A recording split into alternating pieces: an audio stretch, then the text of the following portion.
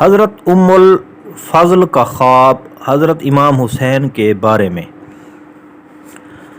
حضرت ام الفضل بنت حارث رضی اللہ تعالی عنہا یعنی حضور اقدس صلی اللہ علیہ وآلہ وسلم کی چچی حضرت عباس بن عبد المطلب کی اہلیہ محترمہ ایک دن حضور کی خدمت میں حاضر ہوئیں اور عرض کیا، یا رسول اللہ صلی اللہ علیہ وآلہ وسلم، آج میں نے ایک ایسا خواب دیکھا ہے کہ جس سے میں ڈر گئی ہوں۔ حضور صلی اللہ تعالی علیہ وآلہ وسلم نے فرمایا، تو نے کیا دیکھا ہے؟ انہوں نے عرض کیا، وہ بہت ہی سخت ہے جس کے بیان کی میں اپنے اندر جرأت نہیں پاتی ہوں۔ حضور صلی اللہ تعالی علیہ وآلہ وسلم نے فرمایا، بیان کرو۔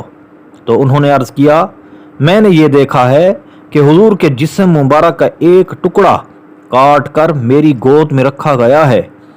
ارشاد فرمایا، تمہارا خواب بہت اچھا ہے، انشاءاللہ عز و جل فاطمہ زہرا رضی اللہ تعالی عنہا کے ہاں بیٹا پیدا ہوگا اور وہ تمہاری گود میں دیا جائے گا۔